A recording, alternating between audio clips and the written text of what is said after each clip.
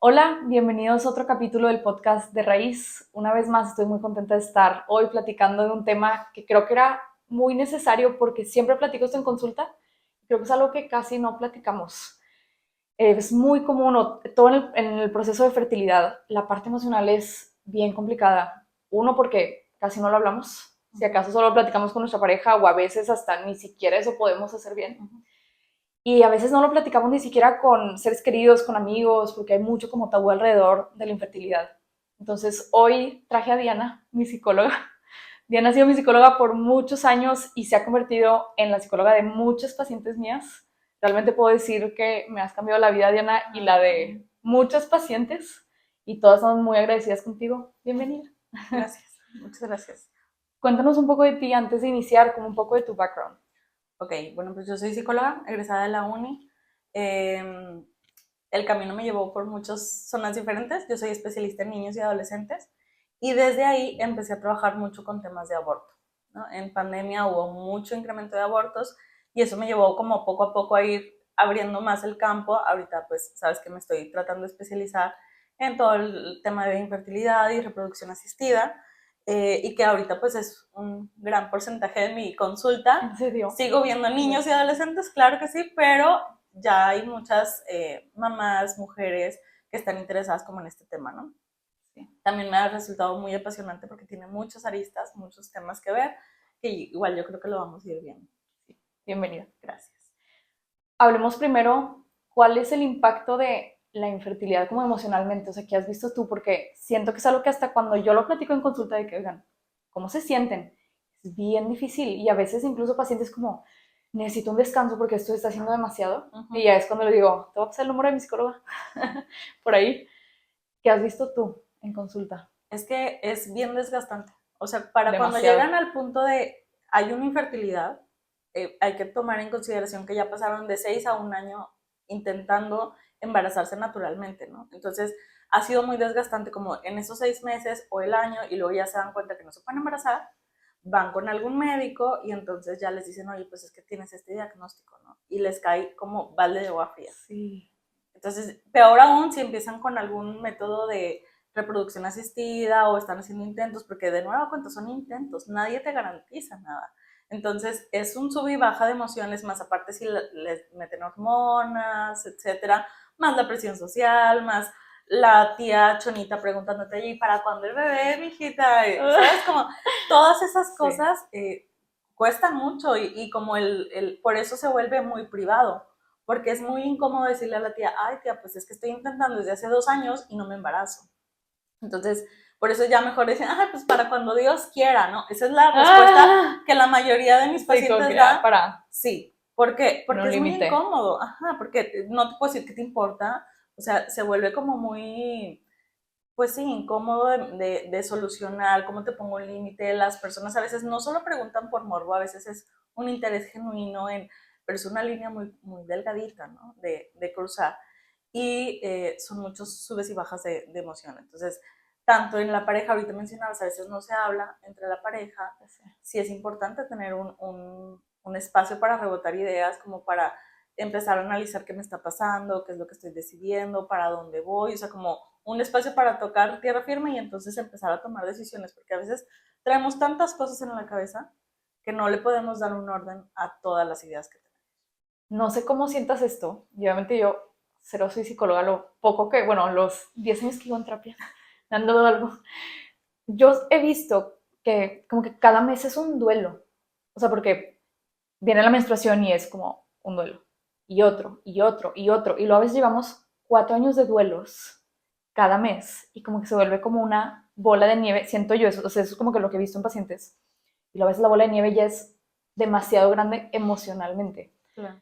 ¿Cómo sobrepasar tantos duelos? O sea, siento que es pues como que los callamos y los callamos y los callamos y luego se van manifestando de otras maneras. ¿Cómo siquiera pasar por un duelo así? O sea, como que cómo ir aceptando cada mes Claro. de forma correcta. Es bien duro. Ujú.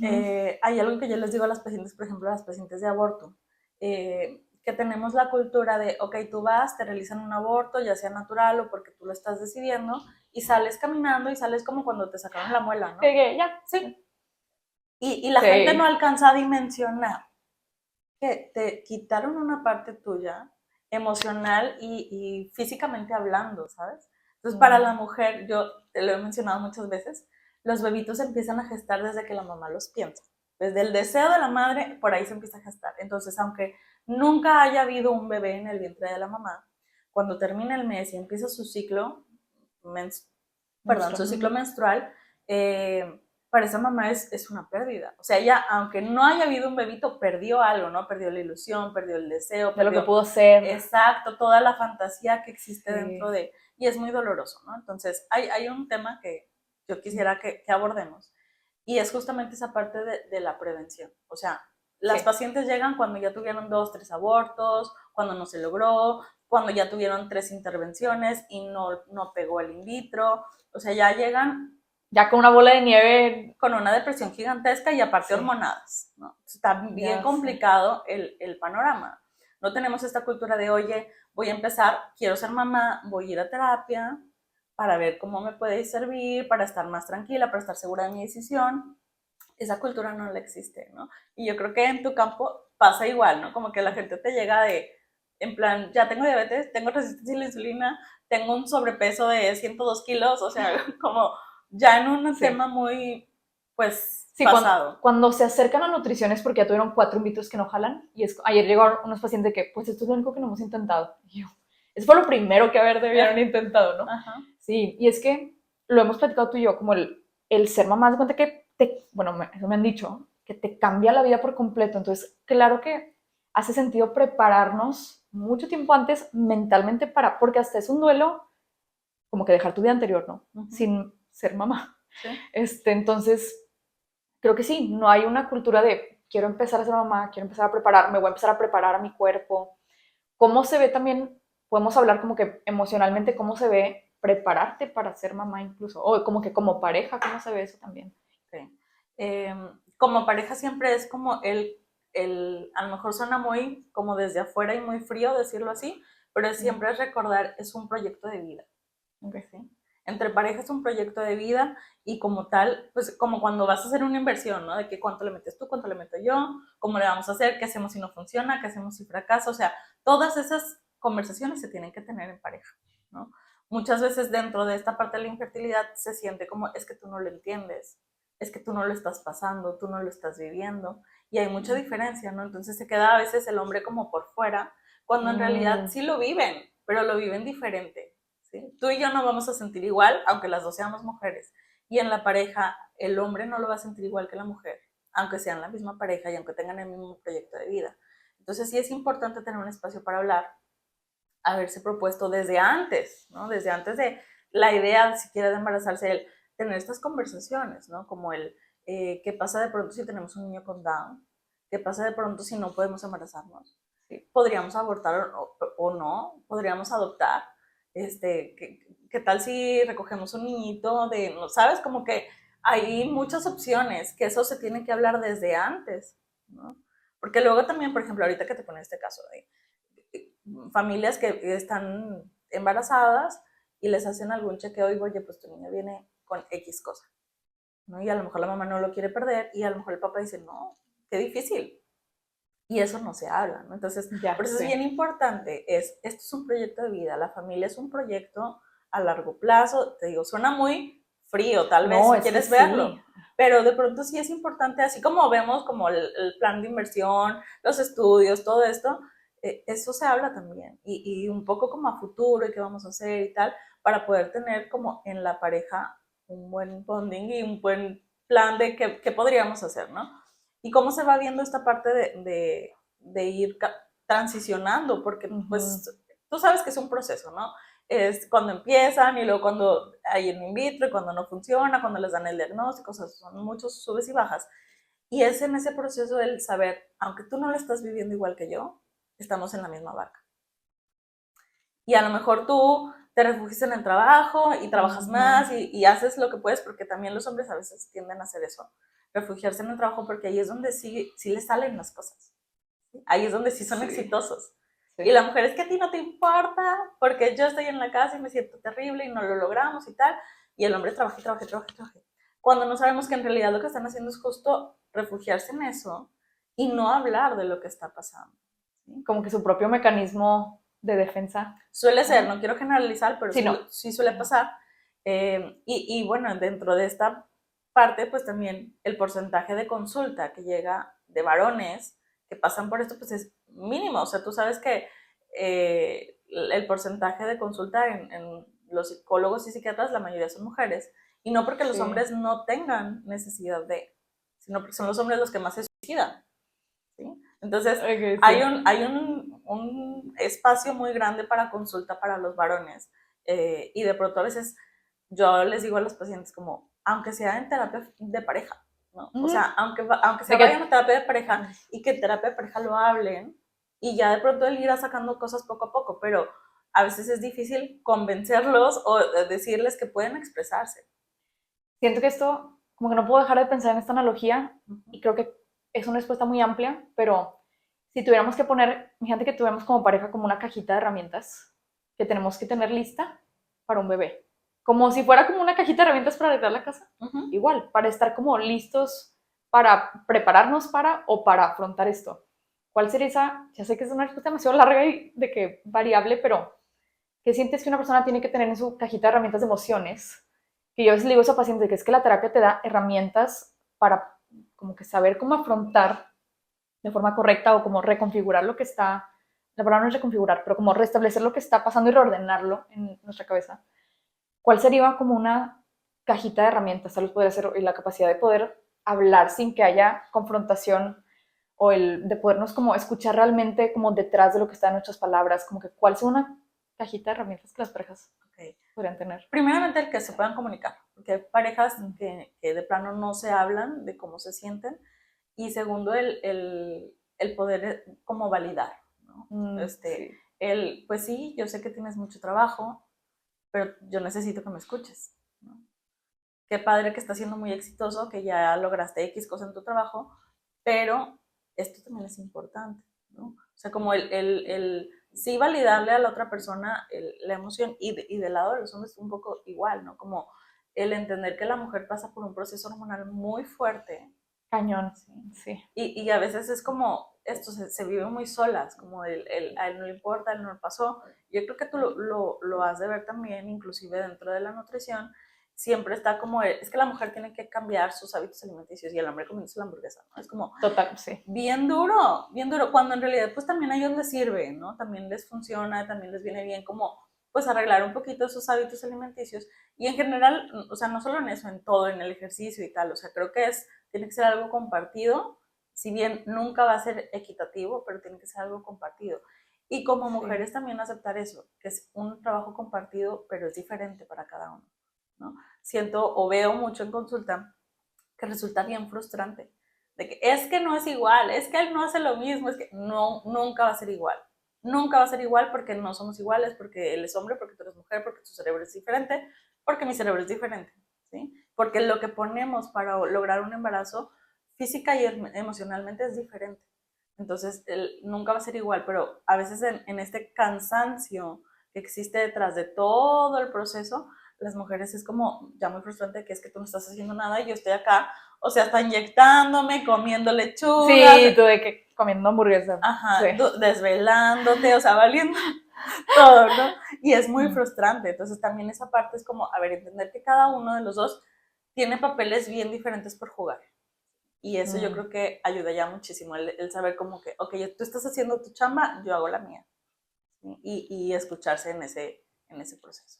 Quiero ponerte 2 ejemplos de pacientes, porque esto lo he visto súper claro y como que puedo ver el patrón muy marcado, porque muchas veces vienen pues en pareja, o más bien viene el hombre a acompañar a la mujer.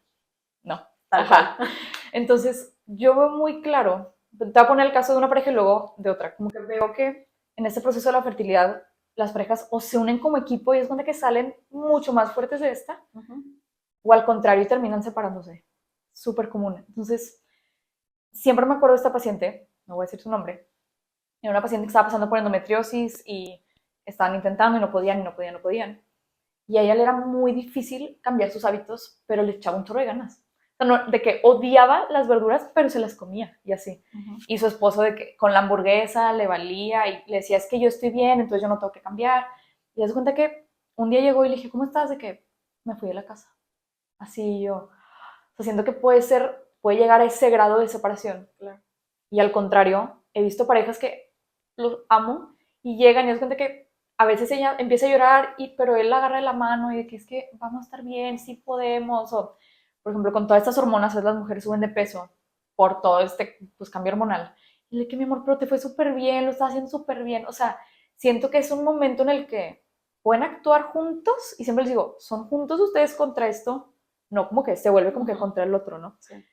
¿Qué pasa con las emociones no habladas? Porque luego se acumulan. Y entonces, ¿cómo se ven las emociones? Ahí estaba leyendo un libro que decía que como que muchas veces no podemos, o sea, como que no le ponemos el nombre a la emoción, o sea, podemos decir de que tengo hambre porque entendemos la emoción, pero no podemos decir estoy enojada, estoy triste, como que no le podemos poner la emoción, pero Tenemos cómo se la ve. sensación. Ajá, exacto, sí. ¿Cómo se siente? ¿Cuál es la sensación y como que qué empieza a pasar? Ok, cada uno sentimos diferente. O sea, por ejemplo, ahorita que tú dices, a veces uno se enoja y lo siente desde el estómago, ¿no? Y cada quien nos sentimos diferente. O sea, cada quien lo puede como describir de una manera diferente. Pero ahorita mientras te escuchaba, me dejaste pensando, ¿no? En de dónde viene esto de la comunicación, de separarse o unirse. Y tiene mucho que ver, sí, con la comunicación, pero sí también con cómo venía la pareja. Por eso yo te hablaba de la prevención, ¿sí? ¿Sí? ¿Por qué? Porque una pregunta que yo siempre les hago en general a todas, ya sea que vienen por fertilidad o porque lo que sea, es, ok, ¿para qué quieres tener un bebé? ¿Para qué? ¿O por qué quieres tener familia? ¿No? Y las respuestas son variadas y no hay respuesta correcta o incorrecta. Pero a veces no tenemos claro, ¿no? Y nada más queremos tener un bebé pues porque es lo que sigue, o para darle a mi esposo un varón, o para, ¿sabes? O sea, cada quien trae en la cabeza un mundo. Y a veces eso no es compartido. ¿no? Okay. ¿Sí? Tal vez tú tienes un motivo para querer un bebé y tal vez el esposo dice, yo quiero seguir en una fiesta. O sea, tú estás, sí. échale ganas, pero la neta, si no se logra, por mí no hay bronca. ¿Sí? Entonces, ahí es bien importante como coincidir, que desde antes nuestro motivo para tener un proyecto de vida tan importante como tener un bebé, pues sea en conjunto, que sea los dos queremos, que sea los dos tenemos este proyecto. A veces inconscientemente, no voy a decir que en todos los casos tengo que aclararlo, porque no todos los casos pasa por ahí, pero tú sabes que es bien común, o sea, a mi consulta llegan muchas pacientes que es que el ginecólogo me dijo que me relaje, que eso es emocional y que nada más no me puedo embarazar porque estoy muy estresada. Y no es así. Así, o sea, a veces pasa, pero es muy poco el porcentaje de la gente que no se embaraza porque es emocional. Ajá, sí. Sí. Entonces, ¿qué pasa ahí? Que a veces sí hay una separación emocional, ¿no? De alguno de los cónyuges, que ya sea la mujer, que tiene mucho miedo, ¿no? Que es, por ejemplo, caso hipotético, 100%. Marido de 32 años, esposa jovencita, más joven, y el marido ya está así como que, oye, ya, embarázate, al año de haberse casado. Y ella así como de, no, tipo, tengo 20 tantitos, ¿no? Dame chance. Entonces empieza a haber presión y la chava no se puede embarazar. ¿No? ¿Qué pasa? Que en realidad no hay un deseo genuino. Ya. ¿Sí? Hay algo en su mente y en su cuerpo que simplemente no conectan. Ahora, insisto, este es un caso hipotético y es la minoría. La mayor parte de las veces las pacientes sí tienen un tema de infertilidad, si hay una trompa bloqueada, si hay un síndrome de ovario poliquístico, si hay quistes, si hay cosas, ¿no? Entonces, es importante siempre tener como estas medidas de prevención, de que revisen que tus órganos estén bien, que tu nutrición esté bien, que tu salud emocional esté bien, o sea, esa parte de estar como, no sé cómo llamarlo, higiénico en todos los aspectos. Que tu salud, es que yo siempre digo que el momento en el que tú estás más saludable es cuando tu fertilidad está mejor. Y eso es, o sea, vemos a alguien con infertilidad y luego le hacemos estudios y ¡fum! Salen un chorro de cosas que ni sabíamos que había. O sea, deficiencia de vitamina D, diabetes, colesterol elevado, problemas hormonales que tal vez teníamos como normalizados cómo nos sentíamos, ¿no?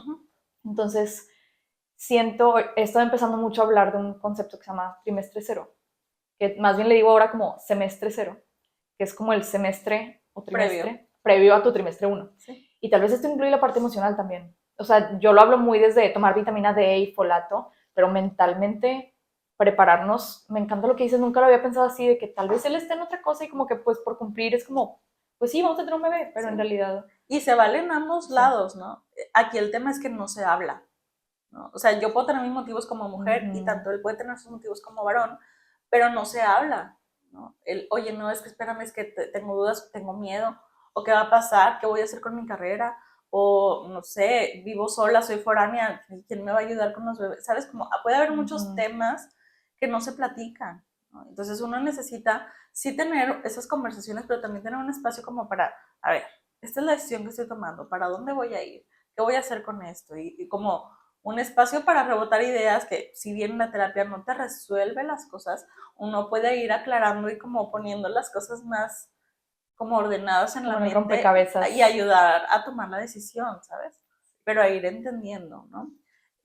Por ahí en enero o a finales del año empecé a ir a una paciente que no se podían embarazar. Era un plan de ni siquiera estoy ovulando, o sea, algo está pasando, todo está desajustado. Empezaron a ver terapia, el chavo va a terapia, ella va a terapia, se embarazó. Sin haberlo intentado, sin estar en ningún tratamiento, se embarazaron. ¿Por qué? Porque cada uno estaba arreglando sus cosas.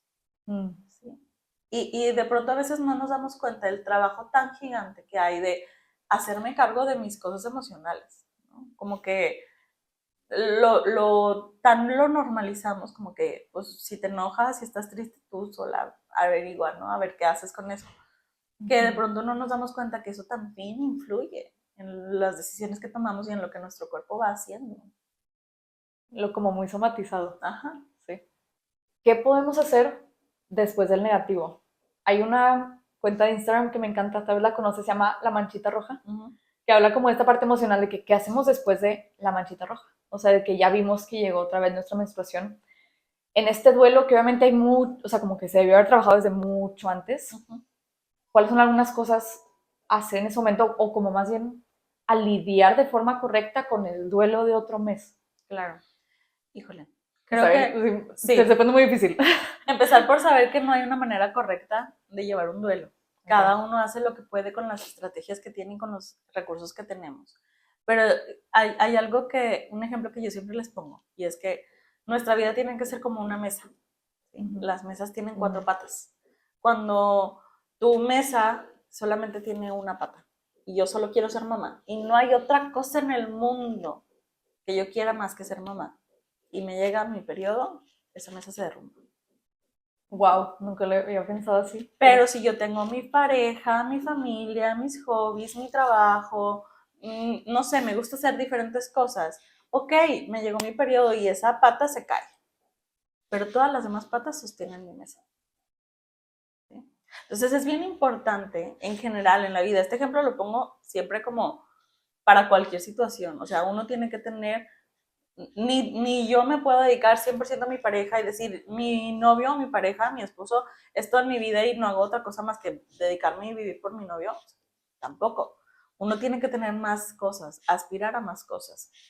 Si bien no lo sustituye, porque nada va a sustituir el deseo de tener un hijo, pero ayuda, ¿no? También, inclusive como la red de apoyo. Por eso también es bien importante que uno pueda hablar de eso, ¿no?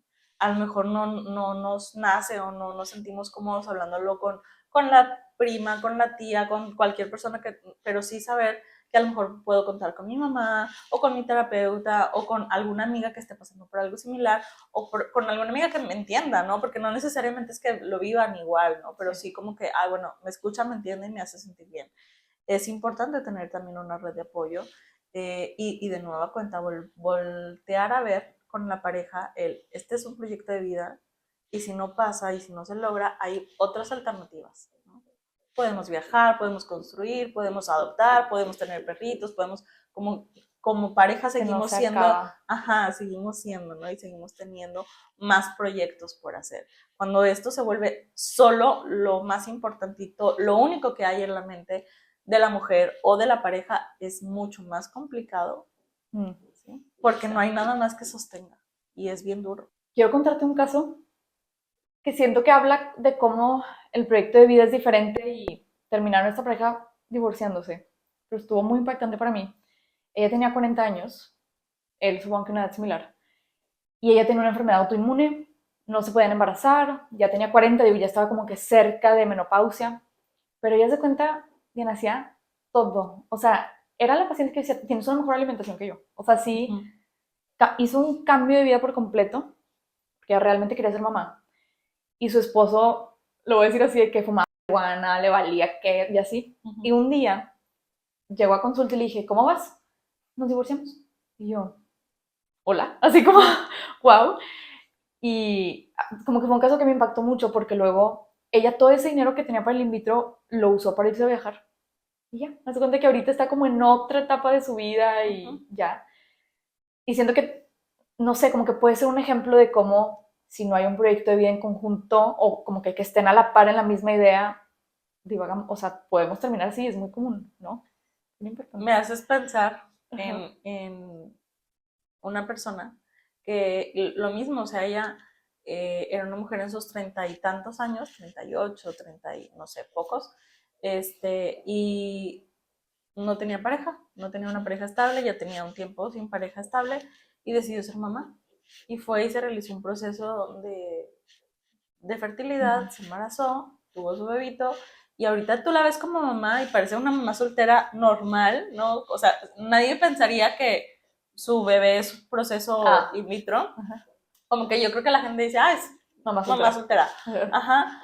Pero es una mamá tan exitosa que, o sea, tiene su trabajo, tiene No su manches. vida, cuida súper bien a su bebé, se hace cargo ya sola. O sea, cuando hay un deseo real y genuino, claro que se puede lograr. Pero claro, tiene que haber muchas cosas de por medio, ¿no? Ahorita que hablabas como esto de todo el dinero que se tenía, también es un factor, ¿no? O sea, y es un factor que estresa mucho a las familias y a las parejas, porque no es económico, o sea, no es una Sí, situación económica desde la parte de los estudios, desde la parte médica, más la parte de la nutrición, más todos los cuidados, etcétera. Entonces también a veces es un punto que suma estrés a la relación, a la pareja, y también hace distante al varón, ¿no? Como el que se la encarga de... carga. Ajá. Entonces como él está preocupado porque funcione y ella está de que tiene que funcionar porque, o sea, se nos acaban los centavos y como que o funciona en esta o funciona en esta. Sí. Ajá. Qué Entonces, denso. se vuelve bien pesado también la parte económica. O sea, al final del día, cuando esto no funciona y no se dan las cosas, es algo que arrasa, ¿sí? Por eso, ahorita que hablabas de, terminaron en una situación bien diferente, justo porque el tema de la infertilidad va haciendo mella en todos los aspectos de la vida, cuando no están bien cimentadas las relaciones. Qué impactante, porque como que volvemos al mismo punto de si hubiéramos prevenido con salud, con nutrición en el semestre o año Uh cero, -huh.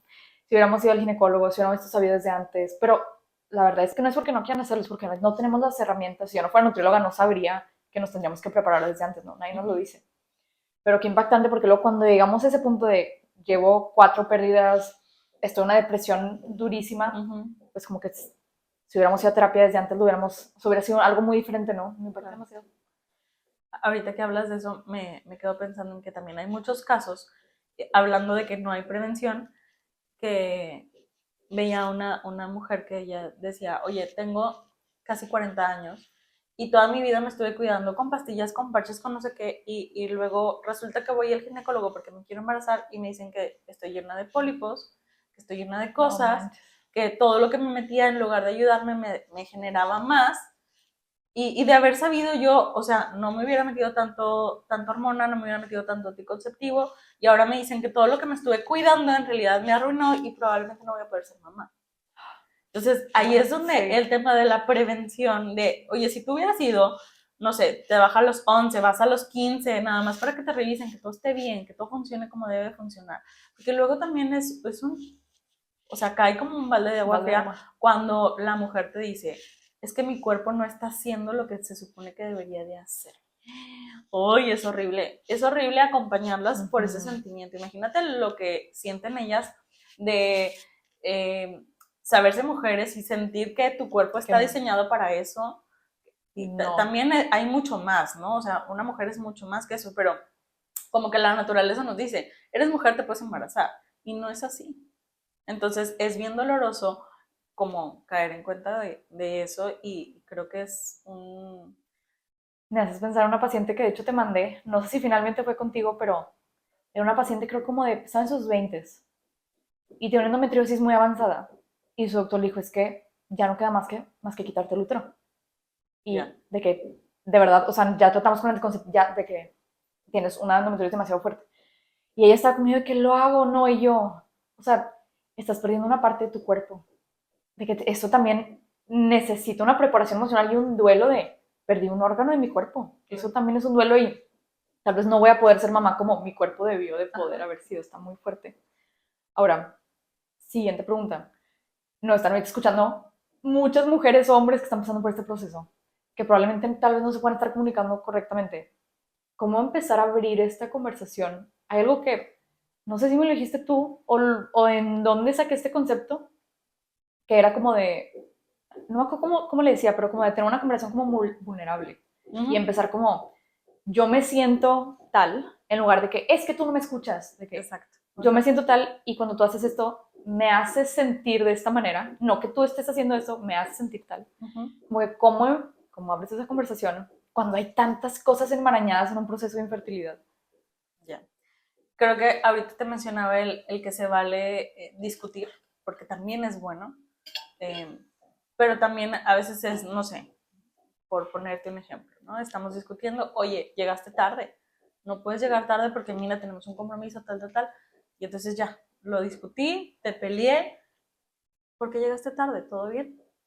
O sea, ¿te pasó algo? ¿Ocurrió algo? O sea, a veces uno necesita sacar el enojo, ok, ya me enojé, ok, ya pasó, dime qué pasó, ¿todo bien? ¿Estás bien? No, pues es que se me ponchó la llanta y entonces me paré y no traía el repuesto y tuve que pedir ayuda y ya llegué, ay, pues, lamento mucho que esto te haya pasado, ¿sí? Dime cómo te puedo ayudar. A veces uno solo se queda en el enojo, ¿no? Pero no llegamos a ver o validar qué estaba pasando con el otro. Como el problema atrás del problema. Exacto. Entonces, cuando yo te hablaba de esto de ponernos vulnerables, sí es muy diferente que yo te diga, tú eres un impuntual. Sí, ¿Sí? sí. A decir, oye, es que teníamos algo planeado y yo siento que no me prestas atención o que no priorizas nuestro plan porque llegaste tarde. Y O me entonces hace sentir que... ajá. Entonces ya ahí abre un espacio que la persona te diga, discúlpame, realmente lo intenté, no pude llegar a tiempo, se me ponchó la llanta, claro que esto es importante para mí, pero ya no es una cosa acusatoria de, eres una impuntual y no te importa nada de lo que yo hago. ¿Sí? Entonces ahí es una apertura a poder hablar y también escuchar la otra parte, por eso iniciaba la conversación justo diciendo, cada persona siente diferente. No hay ni correcto ni incorrecto, es simplemente sentimos y pensamos de manera diferente. Y es válido, pero también es importante el darle un espacio a, sabes que si es verdad, llegué tarde, dime cómo puedo ayudar, cómo hacemos ahora, cómo nos ponemos al corriente, cómo, ¿sabes? Como ok, ya partimos de acá, porque a veces uno se queda solo enganchado en el enojo y no podemos salir, como que se hace bucle, ¿no? Sí, lo sé. Y seguimos en el reclamo, pasan 2 semanas y es que llegaste tarde. ¿No? Y seguimos. Entonces, es bien importante, ok, ya me enojé, ya estoy enojada. ¿Qué se hace con ese enojo? Yo a veces te lo digo en sesión y lo hablo bien seguido. Todas las emociones son productivas, todas sirven para algo. El que estés enojada sirve para algo, porque me está diciendo a mí algo que te molesta y qué podemos hacer con eso. Si yo solo me quedo en el enojo y nada más me enojé y hice un berrinche, pues ya no sirve de nada. ¿Sí? Sí. Pero sí es importante llevar las emociones a un punto productivo. Estoy enojada, hagamos algo con esto, corrijámoslo. Ya sabes que tienes que llegar a tiempo. Entonces ya se vuelve otra cosa. ¿Me explico? Ayer, justo empecé a leer un libro ayer que se llama Amor Seguro. Lo vi en Instagram, se llama de que Secure Love y es como un libro para parejas. Luego lo platicamos en sesión. Va. Pero estaba diciendo como un ejemplo del problema atrás del problema. Y ponía un ejemplo bien tonto. Ponía 2 nombres de que Ana y José, digamos. Entonces que llega José a la casa y en lugar de poner las llaves como en el lugar de las llaves, las deja como en la mesa. Y Ana le dice, otra vez no pusiste las llaves como en la cosita de las llaves. Y él de que, pues, ¿qué importa? O sea, como que es algo X. Y luego se empiezan a dar cuenta que a pelear así. Y luego lo que explicaba la terapeuta en el libro es que decía, es que Ana, como que para ella es importante las llaves porque es muy ordenada. Y cuando José no las pone, siente que José no le escucha. Cuando en realidad no es así. Y luego, José, cuando estaba chiquito, sus papás no lo validaban. Entonces el que Ana no lo valide, como que se enoja porque como que le triguea cosas. Sí. Entonces cada quien tiene como un pasado que luego nos triguea y como que se vuelve una pelea así súper grande, pero no estamos hablando del problema real de como el baggage que trae cada quien. de lo que significa para ti el que no pusiste las llaves. Exacto, sí. Por eso el tema de hablar de lo que realmente sentimos y de para dónde vamos. O sea, a veces el significado de las cosas es mucho más profundo. Yo te puedo estar peleando por las llaves, pero lo que significa para mí, ¿no? Sí. No sé, mi papá siempre llegaba a todos lados tarde porque nunca encontraba la cartera, ¿no? O sea, la dejaba en todos lados y nunca traía y entonces me triguea. sí, me llevas a un espacio de mi infancia muy incómodo, ¿no? Entonces, a veces esos espacios es importante tenerlos desde el noviazgo, desde la relación de pareja, antes de que lleguemos a estos puntos, o antes de que haya hijos, porque luego ya están los hijos ahí, como que ¿qué se hace con eso, no? Ahorita que hablabas de la cajita de herramientas, también eso creo que es bien importante, como el cada uno tener muy trabajado la paternidad y la maternidad que vivimos, ¿no? Porque nos vamos espejeando y todos tenemos estas cosas que decimos, yo cuando sea mamá no quiero, o cuando yo sea mamá yo quiero, ¿sabes? Como que tenemos esos puntos y a veces no coincidimos, ¿no? Te voy a poner un ejemplo muy, muy regio. Yo quiero que mi hijo vaya al soccer, que sea tigre, que sea rayado. Y mi esposo es de, no me interesan para nada los deportes. O sea, si mi hijo no quiere hacer deportes, me da igual. Y yo de que, pero ¿cómo? Pero si esto es bien importante, ¿no? Sí. Es como fundamental en una persona de Monterrey. Entonces, como es algo en lo que tenemos que coincidir. Sí, es que como que hemos platicado toda la sesión de qué pasa, o sea, cómo lidiar con no poder ser mamá, pero luego a veces ni siquiera pensamos el tipo de mamá que queremos ser. Y admitir y trabajar que podemos ser una mamá diferente a nuestra mamá. O sea, eso también está, y es algo a trabajar también en terapia antes y durante tu embarazo, ¿no? Ay, y es parte de todo este proceso de fertilidad e infertilidad, ¿sí? O no sé, por ponerte un ejemplo, porque hace un tiempo platicaba con una chava que ella era hija de un matrimonio que había tenido cinco mujeres. Entonces, para cuando ella se embaraza o cuando ella estaba planeando embarazarse, ella me decía, es que yo no quiero tener una mujer. Es bien difícil ser mujer hoy en día. Es que los feminicidios, es que o sea, todo lo que ella veía, ¿verdad? Era su punto de vista. Pero también era como un, mira, qué curioso que vienes de una familia de puras mujeres y que te tocó crecer en un entorno de puras mujeres, ¿no? O sea, a veces es mucho más profundo, ¿no? Y pues aparte, no era algo que ella podía determinar, ¿no? Si era hombre o mujer, pues era nada más la naturaleza. Entonces, pasaba muy curiosamente que no se podía embarazar y que no se podía embarazar, que no se podía embarazar. Entonces empiezan a surgir estos temas en la sesión, como de si es niña, si es niño, no sé qué, justo esto que te hablaba, ¿no? El bebé se empieza a gestar desde la mente de la mamá. Entonces, ¿qué pasa si no hay un espacio y es de, mejor no me embarazo porque no puedo tener la garantía de que sea hombre? No, bueno. ¿Sí? Entonces, cosas se bloquean y te digo, suena bien mágico y bien esotérico y tal, pero no es tan así, o sea, realmente lo que pensamos y lo que sentimos está muy conectado. Hay que llevarlo a un punto donde uno lo tenga muy claro y saber y entender que, ok, esto me pasa por esto y por eso le tengo mucho miedo a tener una mujer, pero yo puedo hacer las cosas diferentes y entonces empiezan a fluir más las cosas, la paciente se embaraza, ¿no? Entonces ya es más fluido. Y si es niña, pues hago esto, y si es varón, pues hago tal, o sea, como un poco empiezas a tener diferentes estrategias. ¿Qué quiero hacer? Ajá. Sí. Y qué puedo hacer, o más bien de que es todo lo bonito de ser mujer. Y ver también esa parte, sí. ¿No?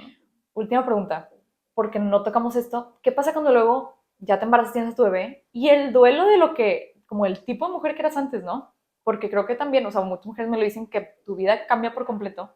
Creo que más a decir lo mismo, que es como, pues tienes que tener tu mesa muy bien plantada, pero cómo trabajar y reconfigurar o reordenar esto, porque siempre dicen, volví a nacer cuando nació mi bebé. ¿Cómo ves esto? Yo creo que es ya, no sé, diría síndrome o algo como, es algo normal dentro de, muy esperado, tú lo sabes, hay hasta estudios, investigaciones, el cerebro de la mujer cambia después de haber tenido un bebé. Okay. O sea, la predisposición de tu lóbulo frontal cambia, está mucho más predispuesto a tu bebé, a las llamadas de atención, a los llantos de los niños, o sea, se vuelve más sensible. Ajá, entonces, naturalmente vas a cambiar, ¿no? También veo mucho en consulta mamás que es de, no, yo quiero seguir con mi vida y que mi bebé vaya en función a mi vida. No se puede. No se puede porque tu bebé es un bebé y no va a ir en función de tu vida. O sea, un poco es la negociación, mutar entre seguir siendo persona, pero también saber que esto es un punto muy importante. O sea, no se puede ni tan allá ni tan para acá. ¿no? Es ir encontrando un punto medio y también tener muy hablado esto con la pareja. Oye, es que para mí sigue siendo muy importante volver a trabajar, o a lo mejor yo quiero tener una nana porque pues quiero trabajar full time, o yo ya no quiero regresar a trabajar después o sabes que yo solo me quiero dedicar a los bebés, o sea, como tener estos acuerdos muy, muy establecidos antes para cuando llegue el momento de que yo ya tengo mi bebé acá, yo ya sé que sigue. No apenas empezarlo a hablar. Ajá, porque luego estamos ahí como el meme, ¿no? De que, ¿y ahora qué? O sea, ya lo tengo, ¿y ahora qué hago con esto? ¿no? ¿Qué tanto que pasó? Ajá, porque luego sí nos desconecta, ¿no? En tanto Wow. intento, que luego cuando ya llega es como, ok, se me olvidó para qué lo quería, ¿sí? Entonces ahí es algo importante y siempre el tener como un espacio seguro para hablar, porque hay tantas emociones dolorosas que a veces uno dice, híjole, Diana, lo busqué tanto y tanto estuve en procesos de fertilidad tanto tiempo y ahora que lo tengo no para de llorar, ya no lo aguanto, ¿no? Y eso es socialmente y culturalmente no lo puedes decir. Pecado, ¿no? O sea, como una mamá no se debe quejar de los hijos. Y menos si lo buscaste tanto y pagaste tanto para tenerlo. Entonces, como, oye, sí se vale, todas nos hartamos, todas nos cansamos, es normal, pero claro, socialmente, pues mal visto, ¿no? Entonces, es importante tener siempre un espacio donde uno pueda hablar de estas cosas. Qué gusto tenerte aquí. Me encanta tu forma, no es cuál como la forma en la que das terapia o en la que hablas. Siento que has transformado 1000 vidas, incluyendo la mía y la de muchos pacientes. Muchas gracias por estar aquí. ¿Cómo te podemos encontrar si hay personas aquí que quieran tener terapia contigo? Bueno, primeramente muchas gracias. Tú sabes que hay mucha admiración por tu trabajo, independientemente de que seas mi paciente. Me encanta lo que haces y veo la pasión con la que lo haces. Realmente por eso hay muchos buenos resultados, porque va más allá, hablando del deseo, va más allá de solo venir y trabajar, también hay mucho más detrás de. Pues en redes sociales, estoy como psicóloga Diana Rivera en todos lados, Facebook, Instagram, por ahí podemos poner también el WhatsApp. De pronto. Lo pongo en la descripción. Ajá, sí. Y das consulta presencial, pero también en línea. También estoy en línea. Hay muchos pacientes foráneos que no son de México, que están en diferentes lugares, pero también estamos aquí presencial. A nosotros pueden encontrarnos como @nutriadn o mi Instagram es @nataliadiaz.nutriadn. Si te gustó este episodio, no olvides de darle like y comentar o dejar tu review y compartirlo con alguna persona que sientas que lo necesita. Muchas gracias.